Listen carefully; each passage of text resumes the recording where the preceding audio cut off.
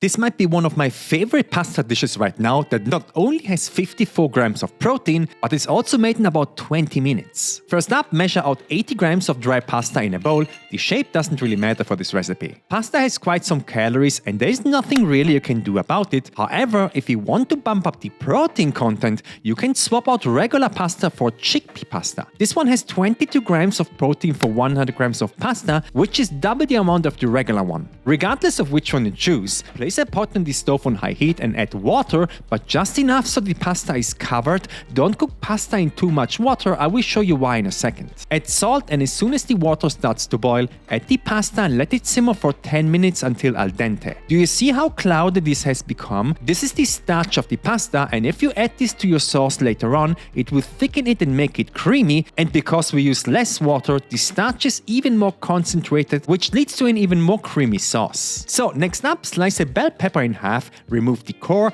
and cut the pepper into thin planks and then into bite-sized pieces. I'm also dicing a yellow onion, this one weighs 50 grams. Adding vegetables to a pasta dish is crucial to offset the little volume of pasta, so please don't skip adding vegetables. This broth has under 100 calories. For the protein source, I'm slicing up a chicken breast that weighs 180 grams. Slicing it into 1 centimeter or half an inch thick pieces will make it easier to cook later on. Next up, the Cajun seasoning. Now, you can simply use a teaspoon of a Cajun mix you can buy in the store, or add to a small bowl a quarter teaspoon each of garlic powder, cayenne pepper, paprika, oregano, thyme, and freshly cracked black pepper, and then give it a quick mix. So let's get cooking. Add half a teaspoon of oil to a pan on medium heat and add the chicken breast first. I always spread the meat out with a spatula so it can properly brown, then add a pinch of salt and let it sear for about 1 minute. As soon as it has developed a nice color, you can flip the meat and do the same with the other side.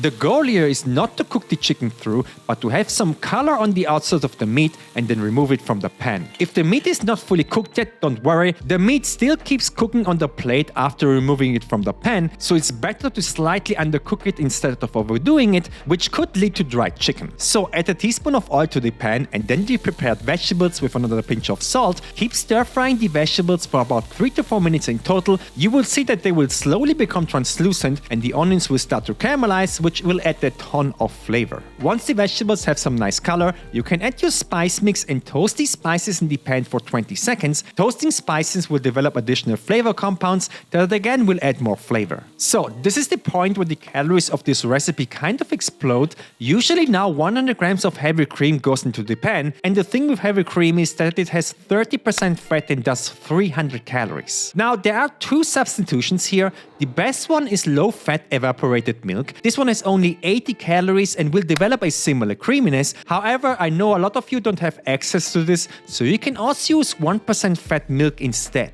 It has only 50 calories, but obviously because it has no fat, it won't become that creamy, so we need to do a little trick here. Add 100 grams to a glass on a scale and add optionally 4 grams of vegetable broth powder. This will add a nice little umami flavor boost. Highly recommend having one of these in your pantry. And finally, add 1 gram of cornstarch. See, cornstarch gets activated when heated, and what it does is it thickens up sauces so we can kind of replicate the creaminess of heavy cream for a fraction of the calories. On top of that, remove a little bit of the pasta water that, like I said, is also concentrated with starch from the pasta, and add to the pan before adding the milk. You will see that it at first looks super watery, but as soon as it starts to simmer, the sauce will slowly become thicker and thicker. Not as creamy as heavy cream, of course, but we just saved 250 calories, so that's a good deal. Add the drained pasta that should be ready at this point, and also the cooked chicken, and give everything a final stir for another minute or so until everything gets up to temperature again. Remove the pan from the heat and transfer everything to a plate, and you can also add 10 grams of Parmesan cheese that will add 40 extra calories if you want. And just like that, we made a nice creamy pasta dish that has only 677 calories with 54 grams of protein. You know what else is incredible? My cookbook with over 250 recipes that helped me and over 10,000 other people lose weight and keep it off, and I'm sure it can do the same for you. Buy it once and get every recipe update for free. This and my award-winning extra virgin olive oil that I made myself in Greece is linked in the description.